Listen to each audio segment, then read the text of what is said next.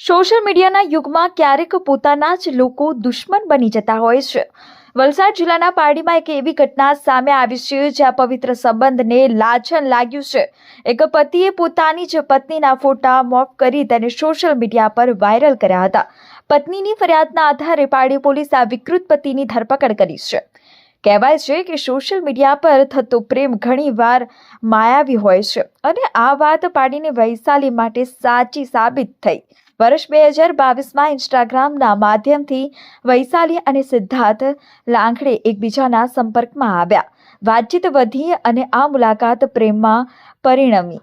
બંને મુંબઈના કલ્યાણ ખાતે લગ્ન કરી સંસાર માંડ્યો। લગ્ન જીવનમાં એક પુત્રનો જન્મ પણ થયો અને બધું જ બરાબર ચાલી રહ્યું હતું, પરંતુ થોડા જ સમયમાં સિદ્ધાર્થનો શંકાશીલ સ્વભાવ સામે આવ્યો। નાની નાની વાતોમાં ઝઘડા અને માનસિક ત્રાસ એટલો વધી ગયો કે વૈશાલીને કંટાળીને પોતાના 1.5 વર્ષના પુત્ર સાથે પિયર પારડીનો રસ્તો પકડવો પડ્યો। છેલ્લા 2 વર્ષથી વૈશાલી ન્યાયની આશામાં પિયરે બેઠી હતી, પણ તેને ખ્યાલ નહોતો કે તેનો પતિ હવે વેરવાળા માટે હિંતાની તમામ હદો પાર કરી દેશે। પત્ની જ્યારે પિયર જતી રહી ત્યારે સિદ્ધાર્થે તેને મનાવવાને બદલે તેને સમજાવવા બદનામ કરવાનું ષડયંત્ર રચ્યું હતું। એક શિક્ષિત વ્યક્તિ હોવા છતાં સિદ્ધાર્થે એવો ગુનો કર્યો જે સાંભળીને કોઈ પણનું માથું શરમથી ઝૂકી જાય। તેણે વૈશાલીના જૂના ફોટાઓમાંથી તેનો ચહેરો કાપી એડિટિંગ સોફ્ટવેરની મદદથી અન્ય મહિલાઓના નગ્ન અને બીભત્સ શરીર પર લગાવી દીધો।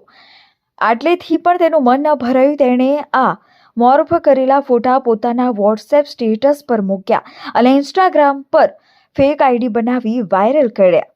પીડિતાના સગા સંબંધીઓને પરિચિતોને આ ફોટા મોકલીને તેણે વૈશાલીના ચારિત્ર પર કાદવ ઉછાળવાનો નીચ પ્રયાસ કર્યો।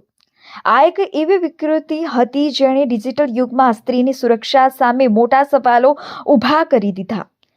જ્યારે આ બીભત્સ ફોટા વૈશાલી અને તેના પરિવારના હાથમાં આવ્યા ત્યારે તેમના પગ નીચેથી જમીન સરકી ગઈ। વૈશાલીએ હિંમત ભેગી કરી પારડી પોલીસ સ્ટેશનમાં નરાધમ પતિ વિરુદ્ધ ફરિયાદ નોંધાઈ। વલસાડ પોલીસ તાત્કાલિક એક્શનમાં આવી અને સાયબર સેલની મદદથી પુરાવા એકત્રિત કર્યા। આરોપી સિદ્ધાર્થ સુખદેવ લાંગડેને પોલીસે દબોચી લીધો છે। પોલીસે તેની સામે આઈટી એક્ટની વિવિધ કલમો હેઠળ ગુનો દાખલ કર્યો છે। હાલમાં કોર્ટ આરોપીના 3 દિવસના પોલીસ રિમાન્ડ મંજૂર કર્યા છે। પોલીસે હવે તપાસ કરી રહી છે કે શું આ ફોટા અન્ય કોઈ સાઇટ પર અપલોડ કરવામાં આવ્યા છે કે કેમ। એકતરફી વેર અને વિકૃત માનસિકતાએ આજે એક હસતા રમતા પરિવારને વિખેરી નાખ્યું છે।